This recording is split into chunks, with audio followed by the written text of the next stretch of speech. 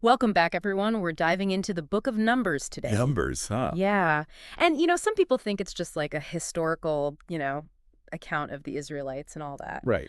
But I think we can actually unearth some like really potent lessons for entrepreneurs Oh, yeah. and anyone really who's trying to navigate life's ups and downs. Well, I love that. So, Yeah. and it's fascinating how this book written so long ago is like, can still be so relevant today. Right. Okay, so let's just jump right in.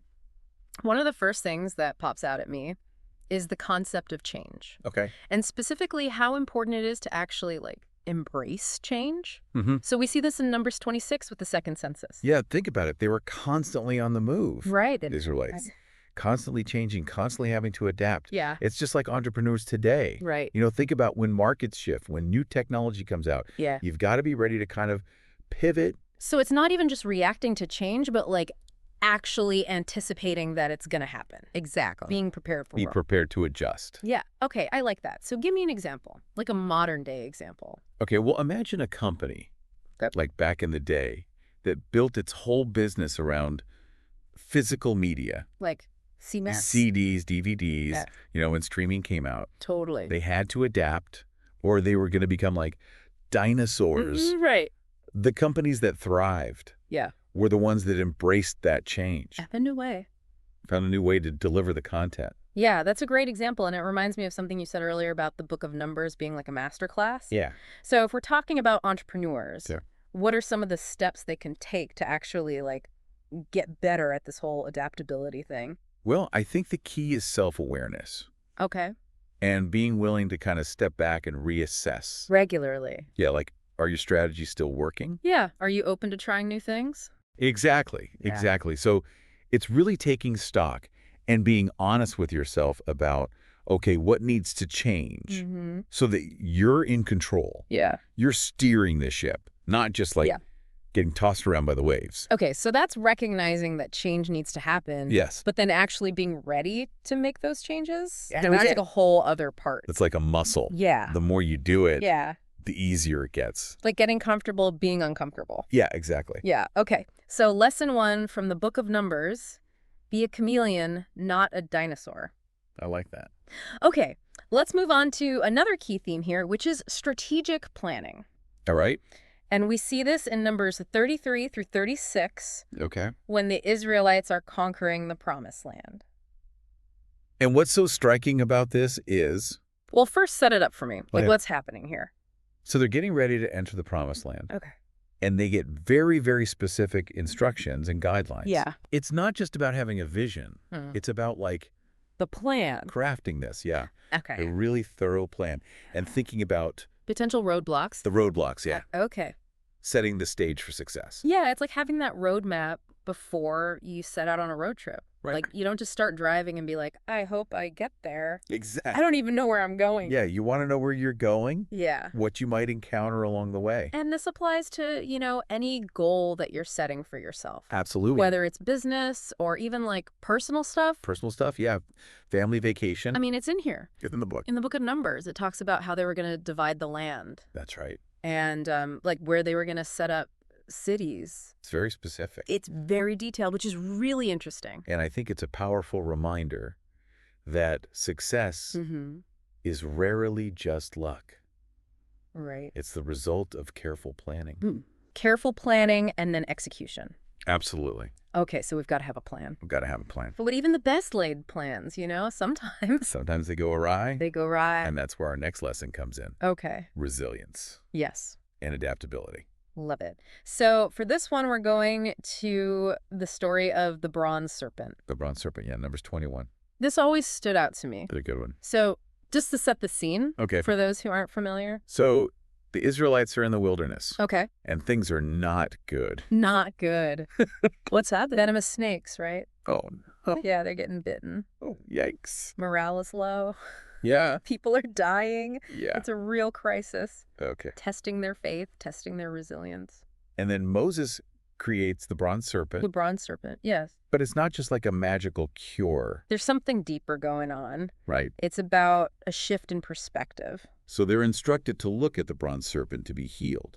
Yeah. It's kind of strange on the surface. Yeah, a little bit. But symbolically, what's happening here is Okay. they're moving from a place of complaining and despair Hmm. to a place of action. Solutions. Solutions, yeah. Okay, so instead of focusing on the problem, they're focusing on the solution. Yeah. And even if that solution Seems a little weird.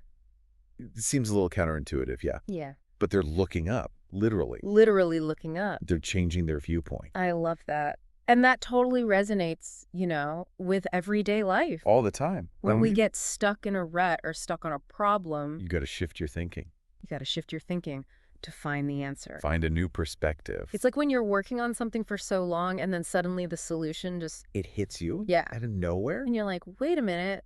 Why didn't I see that before? Right. That's such a good analogy. It just highlights how resilience, it isn't just about enduring hardship. Right. It's about adapting and learning and finding those creative solutions. Yeah. Love it. Okay, so the bronze serpent, not just a cool story. Right. It's a metaphor for how we can approach challenges. Exactly. But what about those, ethical dilemmas that we face? Ooh, that's a good one. That's where integrity comes in. Okay, so that leads us to the story of Balaam, right? Balaam. Yeah. Do you see a connection between... I do, actually. Okay, because I'm thinking resilience and adaptability, Yeah. integrity. They're all kind of intertwined. It's almost like they go together, right? Yep. Like you need those first two things. You need that foundation to be able to Yeah. stand strong when your integrity is tested. I like that. Yeah. Okay, so let's get into Balaam. Okay. Numbers 22 through 24. Right. What are we going to learn here? So we've got Balaam, this prophet, Okay. and Balak, the king of Moab. All right. Balak wants Balaam to curse the Israelites. Okay. He's basically trying to get rid of him, Oh, okay. get him out of the way. So he's like, hey, Balaam, Yeah, he's like, hey, curse them for me. I'll give you riches, I'll give you rewards. Oh, wow. That's tempting. Talk about high stakes. Big time. But Balaam's like, nah, I'm Real. not going to do it. He doesn't give in. He stands strong, yeah. Wow. What can we learn from that? Well, I think it highlights the importance of integrity, Okay. especially today. Mm-hmm. Yeah, we're constantly faced with situations where Yeah. it's like, do I do the easy thing? Right. Do I do the profitable thing? The Or right thing. do I stick to my principles? Yeah, I've totally been there. Oh, yeah. Where it's It's tough. so tempting to just be like, Take the easy way out. yeah, but ultimately. Balaam's story reminds us, Mm-hmm. true success is not just about achieving your goals. Right. It's about achieving them the right way. In a way that aligns with who you are. With your value. I love that. Okay, so that brings us to our final lesson Right. from Numbers, which is leadership. Yes. And for this, we're looking at the revolt of Korah, Oh, the revolt of Korah. Numbers 16. That's a good one. So set it up for me. So you've got Korah and this group of Israelites. Okay. They're basically They're not happy. they're not happy with Moses. Okay. They're challenging his authority. What are they saying? They're questioning his decisions, questioning his leadership. They're rebelling. It creates this big rebellion within the community. So what leadership lessons can we get from this whole mess? Well, I think it's a reminder that effective leadership, Okay. it's not about just wielding power, Right. demanding obedience, right? Yeah. Moses, even though he's facing this huge rebellion, Yeah. he stays calm, He does. seeks guidance, Mm-hmm. and he acts with justice, and he wants to bring unity. So it's leading with values. Yes. Not ego. Not ego. Yeah. Exactly. Yeah. He's focused on the greater good. It's not about him. Yeah, not about him. It's about the community. And that's a powerful lesson. Yeah. Whether you're leading a company, Or a team. your family, Right. any group of people. So it's not leading through fear or authority. Right. It's inspiring trust Trust and respect. through fairness, wisdom, Yes, and that desire to serve those you lead. that's it. That's powerful. Okay, so before we wrap this up, Yeah. let's just recap the key lessons Okay. that we've uncovered here. From the book of Numbers. So we started with recognizing and embracing change. The second census. Yeah. And then strategic planning. Conquering the promised land. Mm-hmm. Then we went to the bronze serpent, Shifting perspectives. resilience. Yep. And then the story of Balaam. Integrity. Yeah. And finally, leadership. With the revolt of Korah. Wow.